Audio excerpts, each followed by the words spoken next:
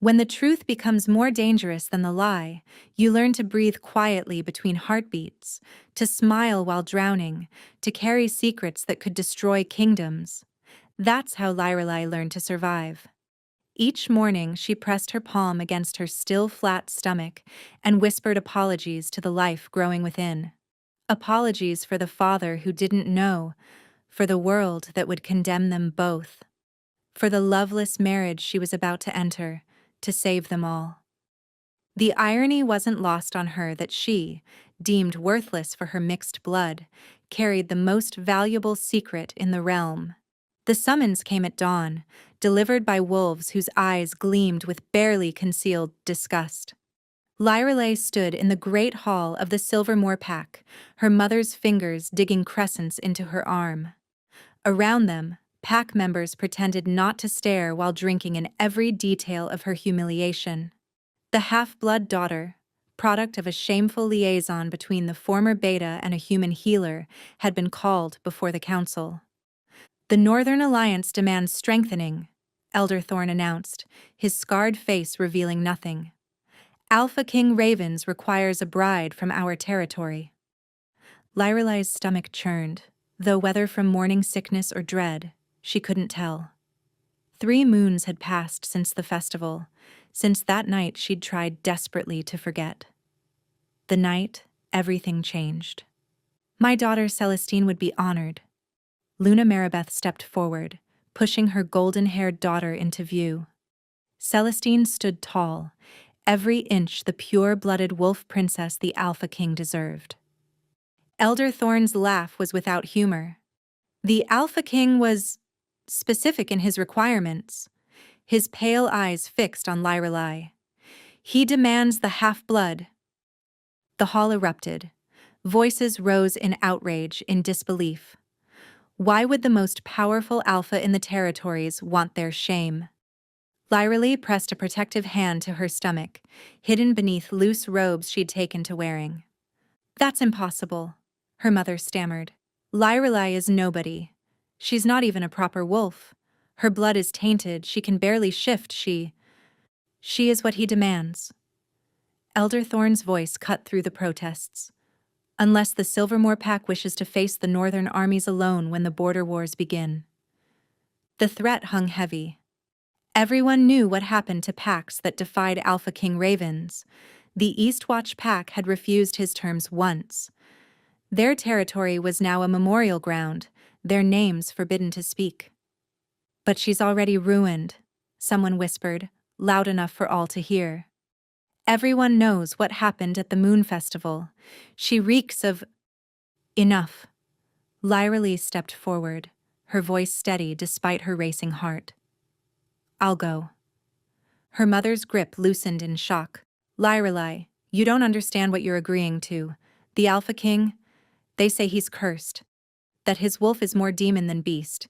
His previous brides all died mysteriously," Lorelei finished. "I know the stories, Mother." What she didn't say was that death might be merciful compared to what awaited her if anyone discovered her secret. 3 months pregnant with a stranger's child, about to marry the most dangerous alpha alive. The bitter laugh almost escaped her throat. "Smart girl." Elder Thorne nodded approvingly. "You leave tonight. The king's escort awaits." As Lorelei turned to leave, Celestine grabbed her wrist, leaning close enough that only she could hear. "I know what you're hiding," she hissed. "That night at the festival, I saw you leave the sacred grove. I can smell it on you even through the herbs you've been taking." Lorelei's blood turned to ice. "Don't worry." Celestine's smile was sharp as winter moonlight. "Your secret will die with you in the northern castle. They say his bedroom is a graveyard." The journey north took 3 days. 3 days of hiding her morning sickness, of pretending the jerking of the carriage didn't make her want to retch, of the king's soldiers watching her with expressions she couldn't read. On the 3rd night, as they made camp at the border of the Northern Territory, the guard captain approached her tent. Captain Aldrich was a grizzled wolf with knowing eyes that seemed to see too much. "The Alpha King wants you to know," he said quietly, that your chambers have been prepared with every comfort. He's particularly instructed that you have access to the castle's healers immediately upon arrival. Lorelai's hand instinctively moved to her stomach before she caught herself. That's considerate. The captain studied her for a long moment. The Alpha King is many things, my lady. But he's rarely without purpose. He paused at her tent entrance. A word of advice? Whatever you think you know about Raven's Blackwood, whatever stories you've heard, forget them. The truth is far stranger. As his footsteps faded, Lorelei lay back on her bedroll, staring at the tent ceiling. Tomorrow, she would meet the monster she was forced to marry. Tomorrow, she would enter a castle from which no bride had ever returned alive. But tonight, she whispered to the tiny life within her, "Whatever happens, little one, I'll keep you safe. Even if it costs me everything." She didn't know that miles away, in a tower that touched the stars, Alpha King Raven stood at his window, a secret smile playing at his lips as he held a small vial, a preserved scent from a certain moon festival, one that carried the essence of healing herbs and desperate love. Soon, he murmured to the darkness, very soon. The northern castle rose from the mountainside like it had been carved from the bones of ancient gods. Black stone walls reflected no light, and towers twisted skyward in defiance of nature's laws. Lorelai's wolf, weak as it was, cowered at the sight. They entered through gates that groaned like dying things, into a courtyard where no flowers grew. Servants lined the entrance, their heads bowed so low Lorelei couldn't see their faces. The silence was oppressive, broken only by her own thundering heartbeat. Lady Lorelei, a woman materialized from the shadows, tall, skeletal thin, with silver hair pulled so tight it stretched her features. "I am Madame Corvina, keeper of the king's house. You will follow me. No welcome, no ceremony, just cold efficiency." They walked through corridors that seemed to shift when she wasn't looking directly at them. Portraits lined the walls. Previous political hostages, Lorelei realized with a chill. Each beautiful, each young, each with eyes that seemed to follow her passage with warning. "Your chambers," Madame Corvina announced, opening massive oak doors. Lorelei stepped inside and gasped. The room was warm. Soft golden sunlight streamed through windows she hadn't seen from outside. A fire crackled in an ornate hearth. The bed was piled high with furs and silks, and on every surface, flowers. Fresh wildflowers that shouldn't exist in this frozen territory. "This must be a mistake," Lorelei whispered. "The Alpha King makes no mistakes." Madame Corvina's expression flickered with something. Surprise? He designed this room himself. Every detail to his specification. On the bedside table sat a tray of delicate foods, ginger tea, dry crackers, mint leaves, everything her mother had given her for morning sickness. Lorelai's hand trembled as she reached for the tea. "You're to rest today," Madame Corvina continued. "Tomorrow you'll be prepared for the binding ceremony. The king will see you at moonrise tonight for the formal introduction." After the woman left, Lorelei explored her prison. Beyond the bedroom was a study filled with books, medical texts, she noticed with shock. Herbalism, midwifery. A drawer contained supplies she recognized from her mother's healing work. Why would the Alpha King provide these? A hidden door led to a private garden, enclosed by high walls but open to the sky. Medicinal plants grew in neat rows, plants that could hide certain conditions. Plants that could strengthen a developing child. "Impossible," she breathed. He couldn't know. But the evidence was overwhelming. Every detail of these chambers seemed designed for a pregnant woman's comfort. A woman trained in healing. A woman exactly like her. A knock interrupted her spiraling thoughts. A young servant entered, barely more than a child, with dinner. As she set down the tray, Lirale noticed her hands shaking. "What's your name?" Lirale asked gently. The girl started. "We're not supposed to. I mean, it's Mira, my lady." "Mira, can you tell me about the king? The truth, not the stories." Mira bit her lip, glancing at the door. "He's different than expected. Terrifying, yes. But after Lady Cassandra's death 2 years ago, he changed. Stopped taking political brides until—" She cut herself off, eyes widening. "Until what?"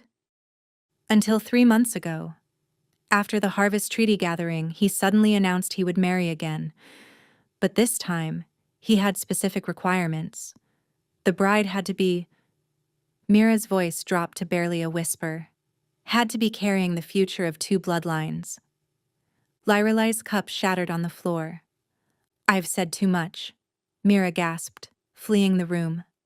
Alone, Lyrale sank onto the bed, mind racing. The Harvest Treaty gathering. That was just another name for the Moon Festival. The Alpha King had been there? She would have noticed someone of his power unless he had been concealing himself. Unless he had been the stranger in the sacred grove, the one whose face she never saw, whose scent had been masked by magic, who had whispered her name like a prayer as they— "No," she said aloud. "It's coincidence. It has to be." But her wolf, weak as it was, stirred with recognition at the thought. The same feeling she'd had that night, of power beyond measure, of destiny clicking into place. Moonrise came too soon. Madame Corvina returned with a gown of midnight blue that cleverly concealed her slight bump with its empire waist. "Remember," the older woman said as they walked toward the throne room, "the Alpha King sees everything. Deception is pointless.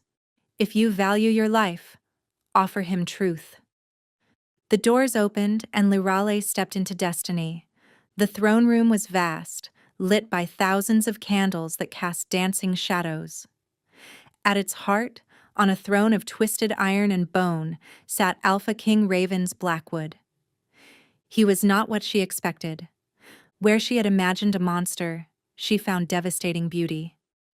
Dark hair fell past his shoulders, framing a face that belonged in ancient prophecies. His eyes, goddess help her, were the exact shade of amber she remembered from that night. When he smiled, showing just a hint of fang, her knees nearly buckled. "Hello again, little healer," he said, his voice the dark velvet she heard in her dreams. "Did you really think I wouldn't recognize the mother of my heir?" The world tilted.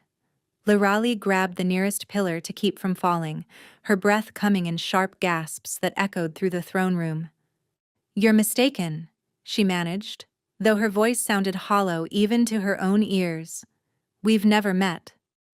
Ravens rose from his throne with predatory grace, each step deliberate as he descended. The candlelight threw his shadow in monstrous proportions against the walls, wings and claws that didn't match his human form. "Haven't we?" He circled her slowly, not touching but close enough that she could feel the heat radiating from his body. 3 months ago, the sacred grove, the moon was blood red, and you were crying by the altar stone. Lyrale's heart stopped. No one knew she'd been crying that night. No one except— "You wore a white ceremonial dress that turned translucent in the moonlight," he continued, his voice dropping lower.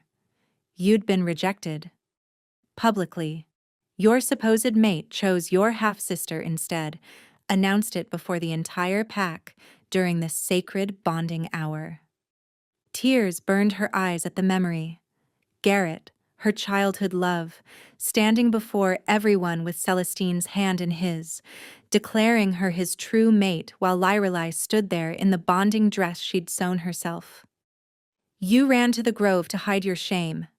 Raven stopped directly in front of her and found a wounded wolf collapsed by the sacred pool. The memory crashed over her. The massive black wolf, larger than any she'd ever seen, blood matting its fur from terrible gashes. Her healer's instincts had overridden her broken heart. She'd spent hours tending to it, using her mother's teachings, speaking to it softly to keep it calm. "You saved my life that night," Raven said quietly. "Rogues had ambushed me at the border. Silver-tipped claws.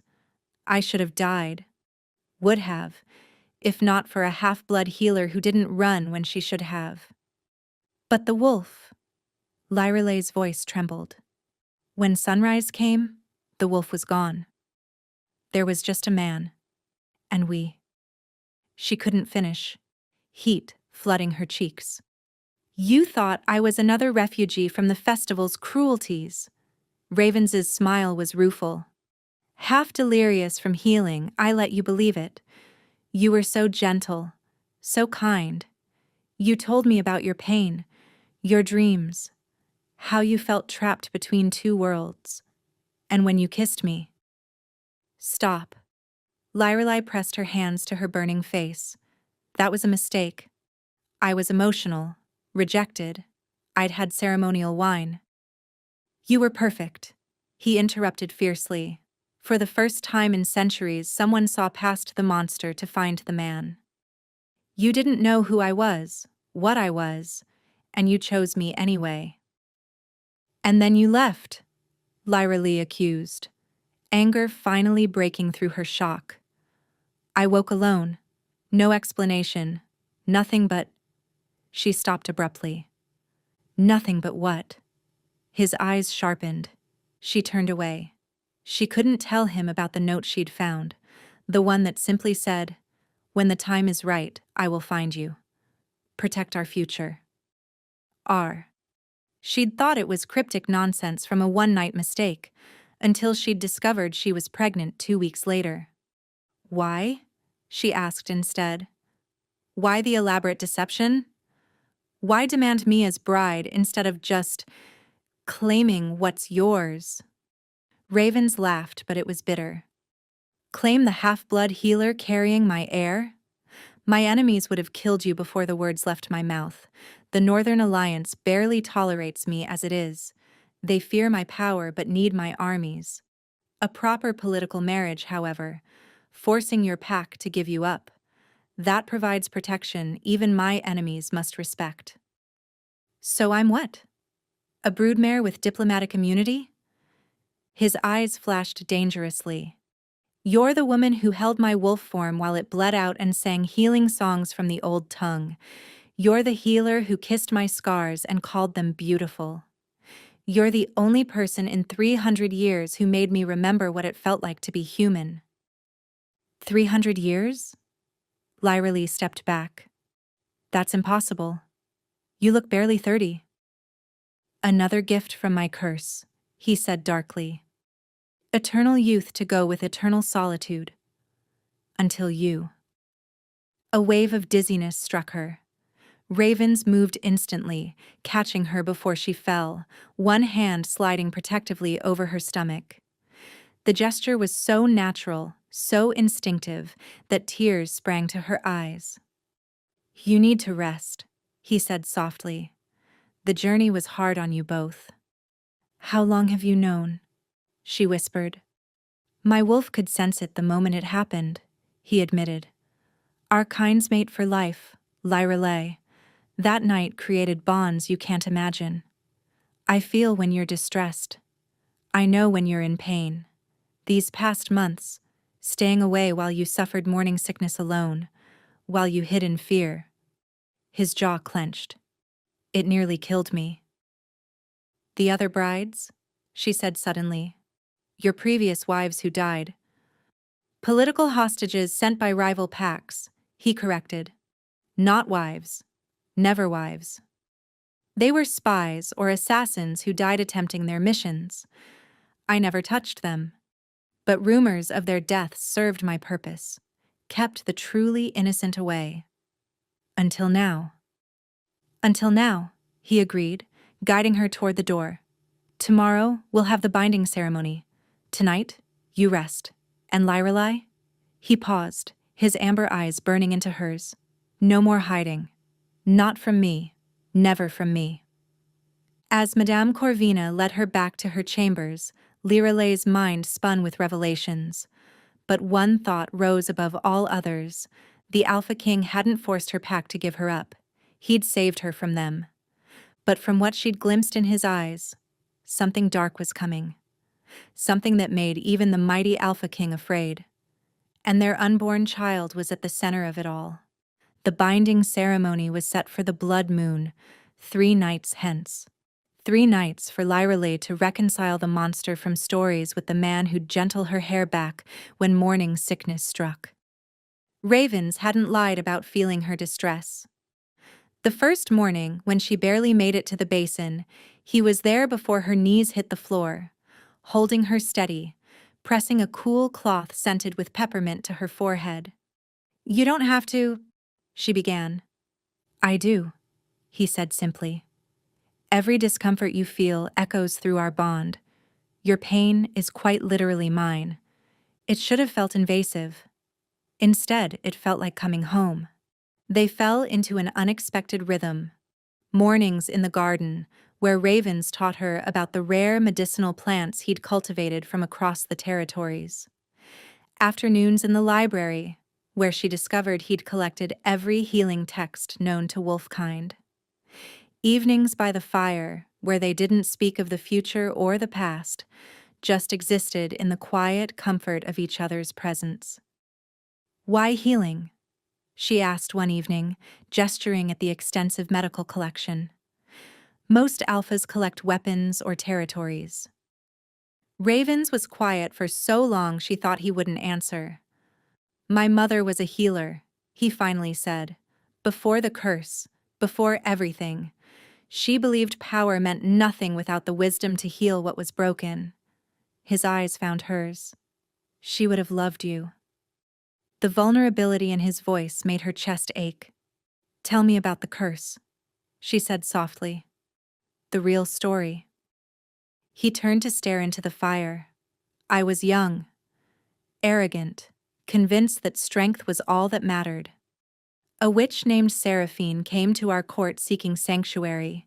She was being hunted by the southern packs for practicing the old magic. I turned her away." He paused. "No. Worse. I handed her over to her hunters in exchange for a treaty."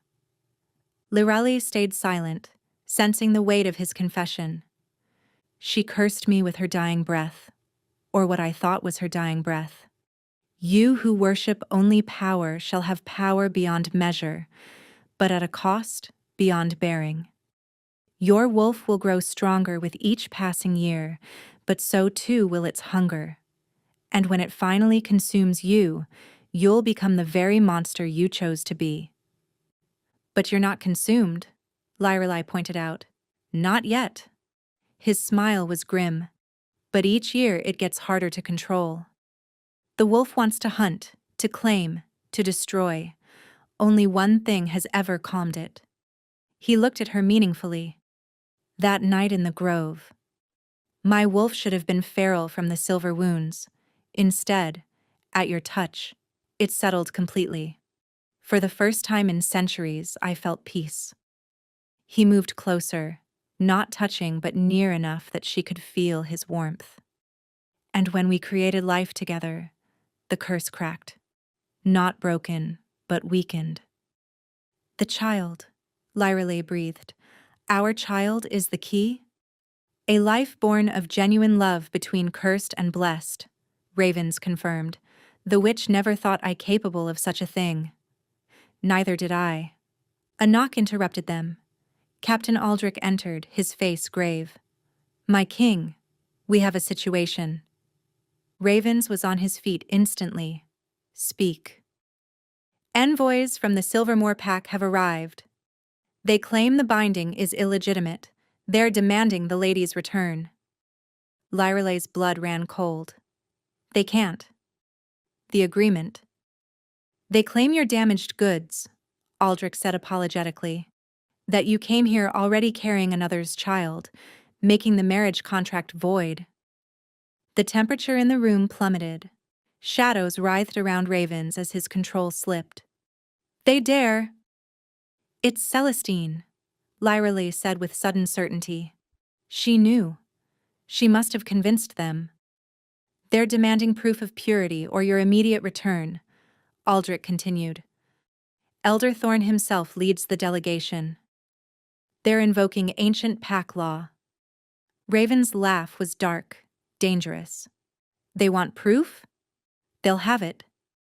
He turned to Lyrelei, his eyes blazing. The binding ceremony moves to tonight. Tonight? But trust me. He cupped her face gently, at odds with the rage radiating from him.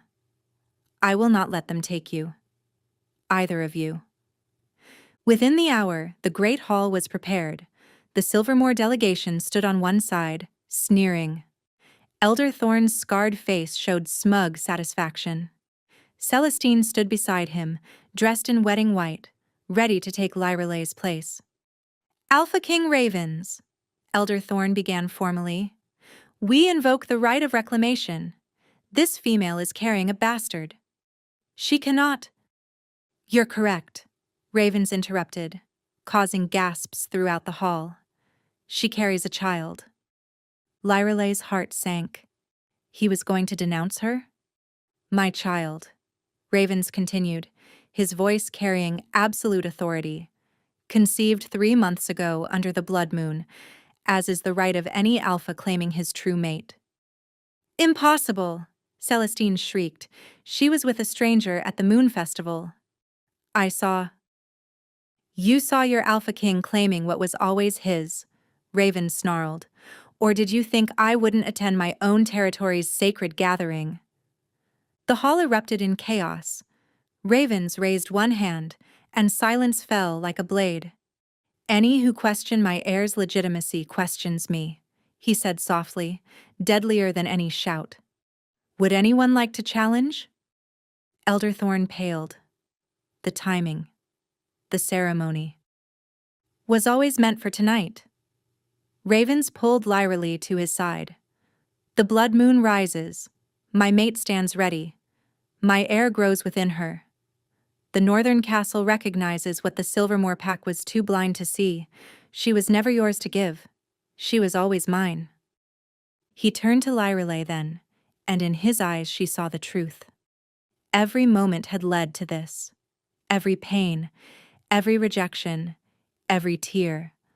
All of it bringing her here, to him, to this moment when she would stop being everyone's disappointment and become what she was born to be.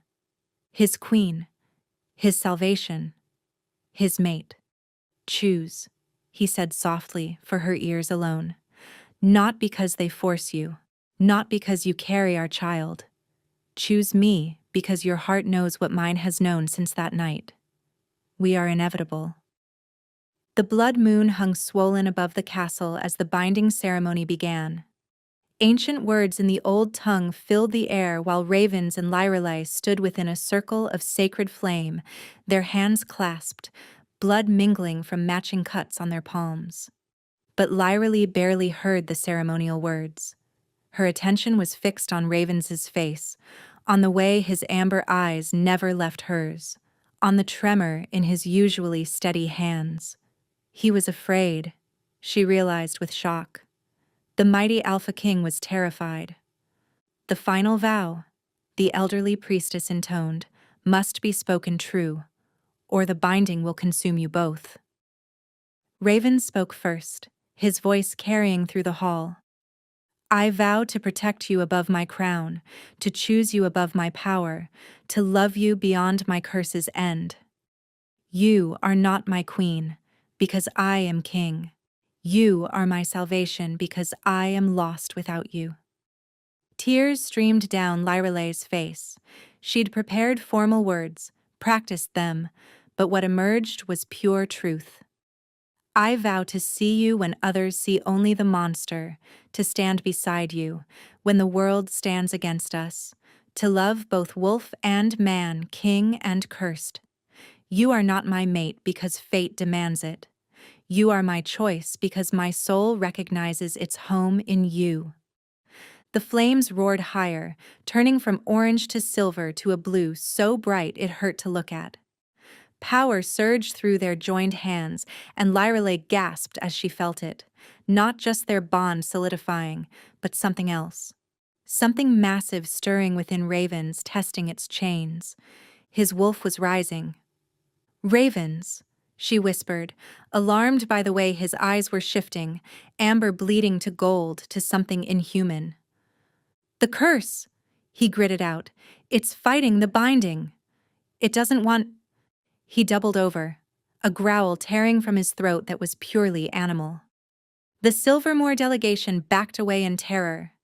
Several guards drew weapons, but Lyrelay held on, even as Ravens's form began to shift, not the smooth transformation of a normal wolf, but something agonizing, bones breaking and reforming wrong. "Look at me," she commanded, using her grip on his hands to anchor him. "Ravens, look at me." His eyes found hers, and in them she saw the battle. Man versus monster, love versus curse, the wolf that wanted to protect her versus the demon that wanted to destroy everything.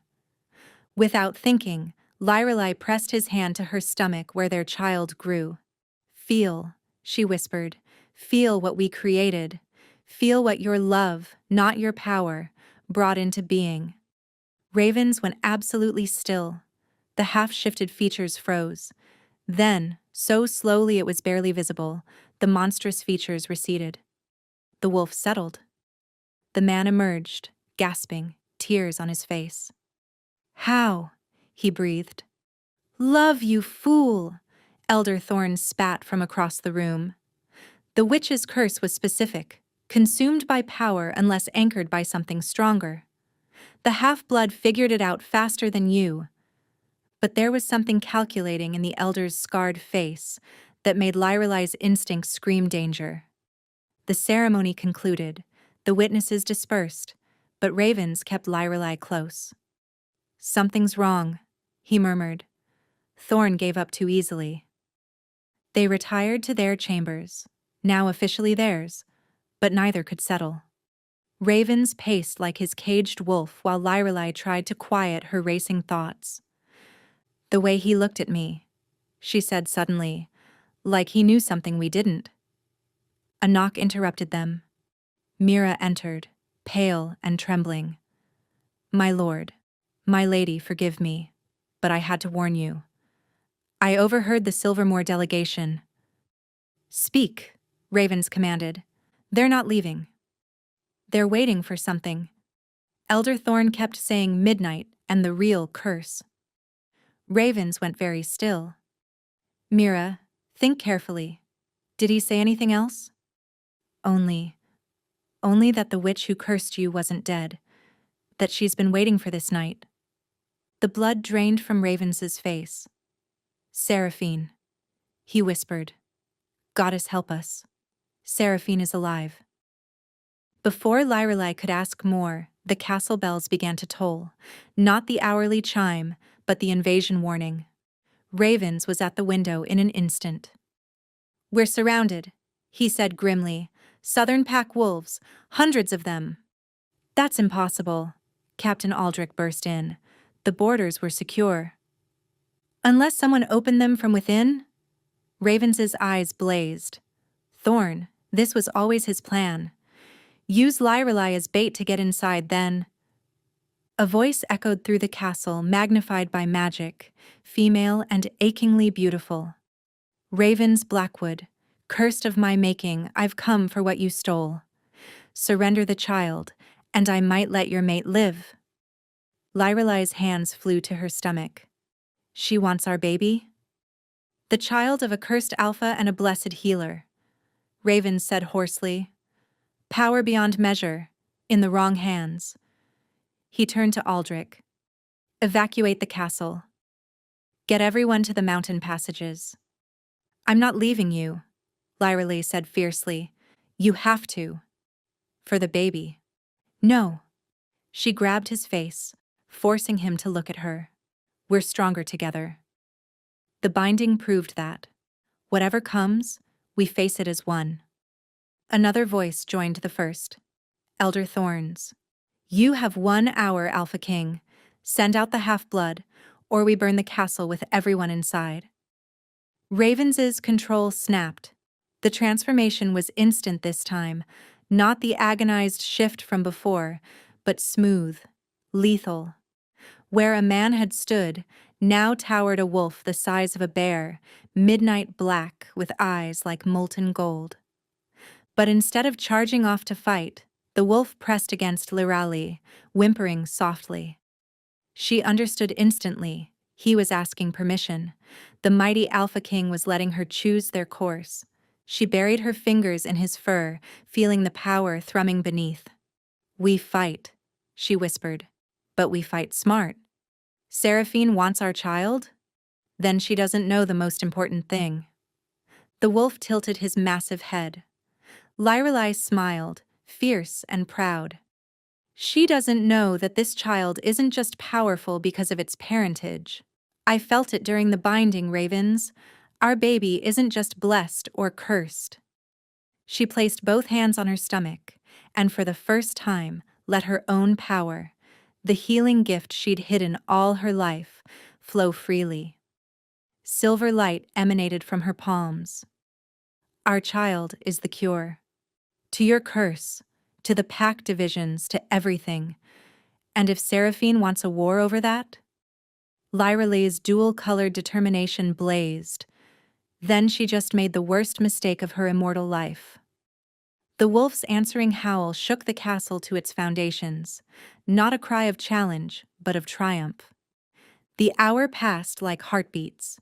Ravens had shifted back, and they stood in the war room with his most trusted, Captain Aldrich, Madame Corvina, who, Lirale discovered, was a former assassin, and 3 wolf commanders whose loyalty was absolute.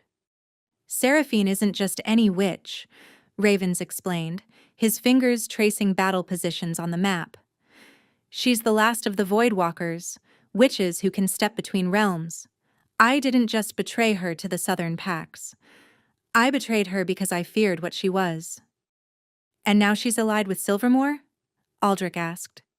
Thorn lost his mate to a curse years ago, Corvina said quietly. If Seraphine promised him vengeance or resurrection, he'd sell his soul, Ravens finished, and apparently, he's sold mine too. There's something else, Lyrelai said, studying the tactical positions. The timing isn't random. Tonight's blood moon, our binding, the baby.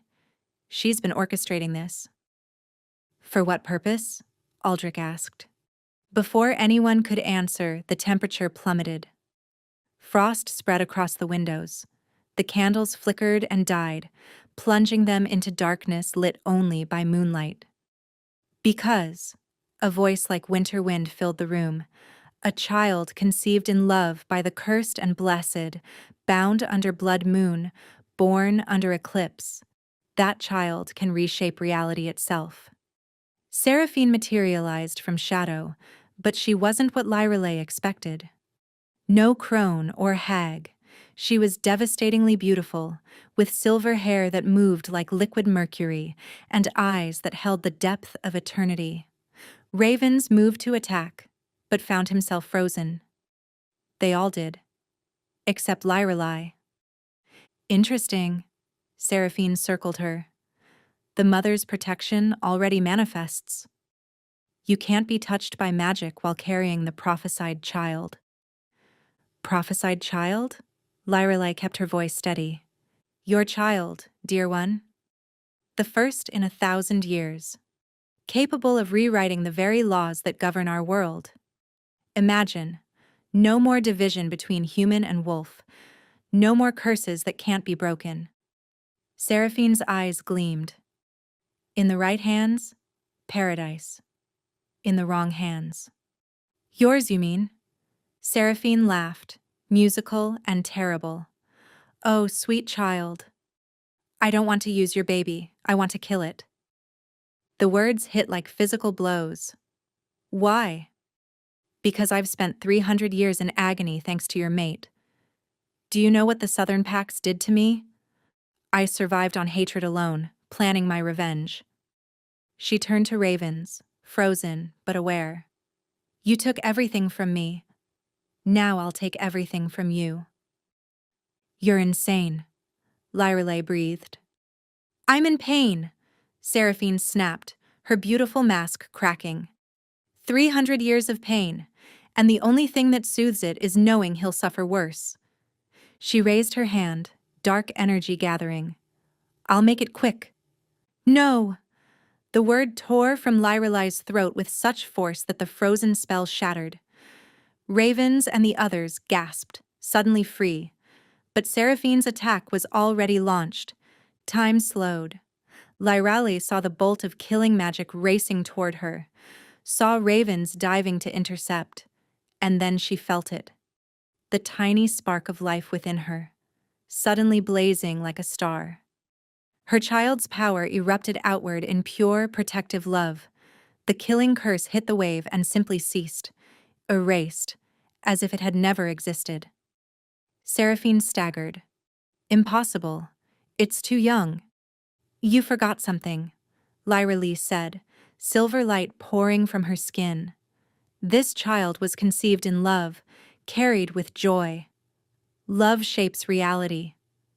Ravens moved to her side, their combined power channeling through their unborn child, filling the room with brilliant white light. This is why you really want to kill it, Raven said quietly to Seraphine. Because it could heal you.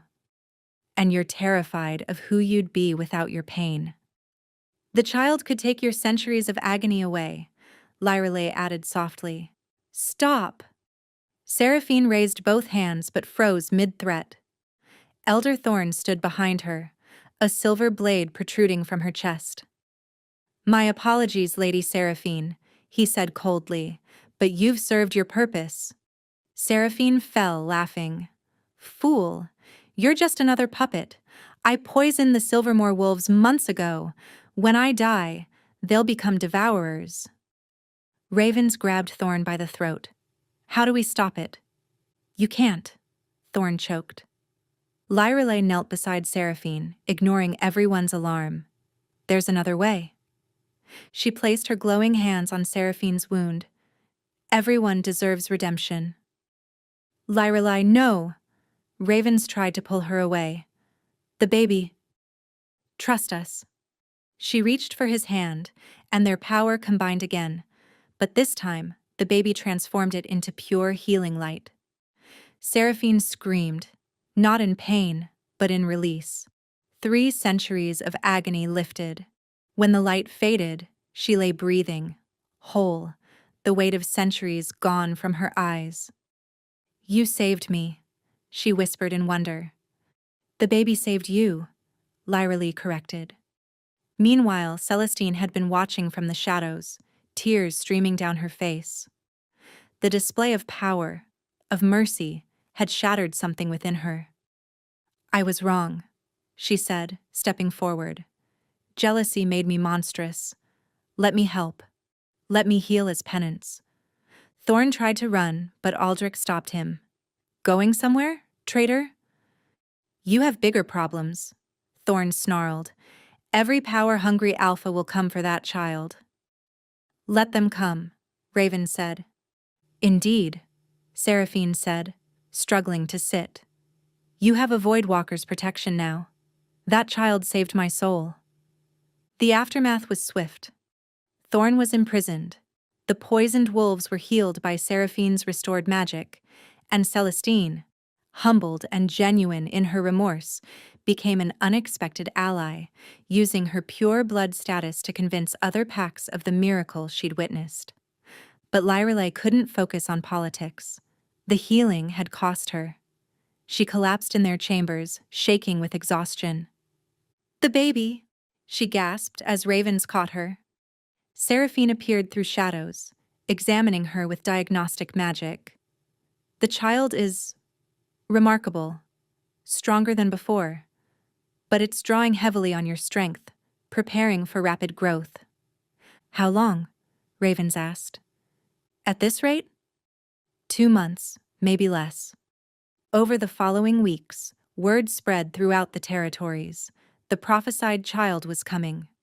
Some packs sent congratulations, others sent spies, though none passed Seraphine's wards. The strangest response came from the Celestial Pack, ancient wolves who lived above the cloud line. Their message: the stars have shifted. The child must be tested. We are coming. Tested? Lyrelay asked. Ancient tradition, Ravens explained. They determine if a prophesied child brings salvation or destruction. And if they decide destruction? His silence was answer enough. That night, Lyrelay couldn't sleep. She wandered to the garden, finding unexpected company, Celestine. I can feel it from here, Celestine said softly. The power. It makes my wolf cower. It's just a baby, Lyrelay replied. No, it's hope incarnate. Celestine finally looked at her. I'm sorry. For everything. Jealousy poisoned me, but watching you save even Seraphine, I want to be better. A otherworldly howl pierced the night. The Celestial Pack had arrived. Through the gates came wolves made of starlight, led by a figure barely corporeal, the Star Speaker. We have come to judge, they intoned. The Star Speaker placed a translucent hand on Lyralay's stomach. Visions flooded everyone's minds, a child with eyes holding galaxies, wolves and humans as equals, curses breaking like dawn, but also the same child, older, power corrupting absolutely, reality bending to whims. The Star Speaker pulled back, looking uncertain for the first time in recorded history. The child is both. Its choice will depend entirely on how it's raised. We'll love it, Lyrelay said simply. That's all any parent can do. Then perhaps there is hope after all. The contractions started at dawn, arriving at barely 6 months of pregnancy. Lyrelay woke to pain that felt like reality reshaping itself. Windows cracked from escaping power. It's time, she gasped. The castle erupted into controlled chaos, but as they prepared the birthing chamber, uninvited guests arrived. Every alpha within 1,000 miles is converging, Aldrich reported. They claim right of witness. Let them come, Lyrelay panted between contractions. Let them all witness that love created this power. The great hall was transformed. Alphas from every pack filed in, hungry for power. The Star Speaker took position as neutral observer. Even imprisoned Thorn was brought in chains. Tradition demanded all powers witness. But Lyrelay's world had narrowed to the crushing waves of pain and the feeling that reality itself was bending. Something's different, Seraphine said to Ravens. The birth is progressing, but the child's power is too vast. Indeed, the air shimmered. Ghostly figures appeared, spirits of the dead drawn by the child's arrival. Among them stood the previous political hostages who died in the castle. We failed him in life, one spirit said. We will not fail him in this. They formed a protective circle around Lyrelay. Push, Seraphine commanded. Lyrelay pushed, and the world cracked. Every wolf partially shifted without meaning to. Humans saw through wolf eyes.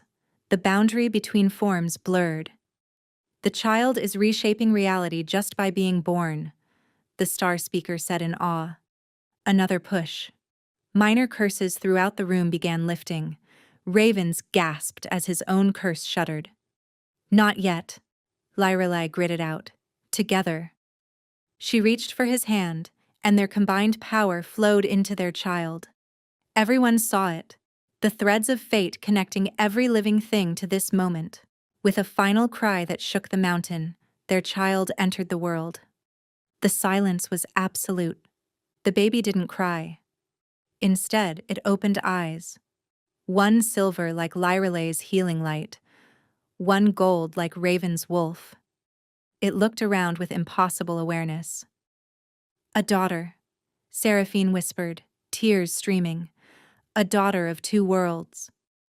Ravens took his daughter with shaking hands, and the moment he did, his curse transformed. The monstrous wolf became balanced. For the first time in 3 centuries, he felt peace. "What will you name her?" the star speaker asked. "Aurora," Lyrelay said softly, "for the dawn she brings." "Aurora Moonweaver Blackwood," Ravens added formally. Baby Aurora made a sound, almost like laughter. Power rippled out gently. Throughout the hall, transformations continued. Old wounds healed. Ancient feuds seemed foolish. "She's showing the world it was never as broken as we believed," Thorn said from his chains, wonder in his voice. Among the spirits, another figure appeared. Thorn's mate, reaching toward him with forgiveness. "The child must choose its path," the star speaker announced. "She's minutes old," Lyrelay protested. "Age matters not to such power." Aurora looked at the assembled crowd, then reached out with one tiny hand toward her parents, the other toward the crowd. Both. Choosing unity. A bridge of light connected everyone in the hall. For one moment they all felt what others felt, understanding flooding between enemies. "The choice is made," the star speaker said, bowing. "The child chooses not to rule, but to connect." The alphas began to kneel, one by one, not in submission, but in recognition. 5 years later. The garden rang with laughter as Aurora raced between flowering trees, her brother Davin toddling behind on 2-year-old legs. Their parents watched from beneath cherry blossoms, Lyrelay's head on Ravens's shoulder. "Mama, look!" Aurora called, her mismatched eyes bright. "The flowers are singing." Indeed, as she passed, petals chimed with otherworldly music. Such things had become normal since her birth. The world was different, not changed by force, but by a child who saw no reason why wolves and humans shouldn't play together. "Careful with your brother," Lyrelay called as Aurora lifted Davin with invisible threads of power. "I'm always careful," Aurora said solemnly. "Davin is precious." Davin had been a surprise. Healers said Lyrelay would never conceive again after Aurora's powerful birth. Yet here he was, completely human and perfect. "Your Majesties," Seraphine appeared through shadows. "The Council awaits Aurora's weekly session." The Council, wolves, humans, witches, and spirits, helped guide Aurora's education, not to control, but to ensure she understood all perspectives. "Do I have to?" Aurora asked, already straightening her dress. "Knowledge is power, little weaver," Raven said, scooping her up. As they walked, they passed the Hall of Memory, once holding portraits of the dead, now displaying every family in the territory. Aurora had insisted, everyone should be remembered. The council meeting was typically unusual. Aurora's solutions were simple yet profound, to feuding packs. Share. Hunt different days. To fearful humans, have a festival. It's hard to fear someone you've danced with. To a struggling young wolf, you're not broken. Different isn't wrong. Each solution seemed childish, yet reality adjusted to make them possible. Cooperation doubled prey. Festivals led to marriages. The young wolf discovered unique abilities. That evening, tucking Aurora into bed, she asked, "Why do some people still fear me?" "Because power has been used to hurt for so long," Lyrelay explained gently. "Show them through kindness, not force." Aurora nodded, then brightened.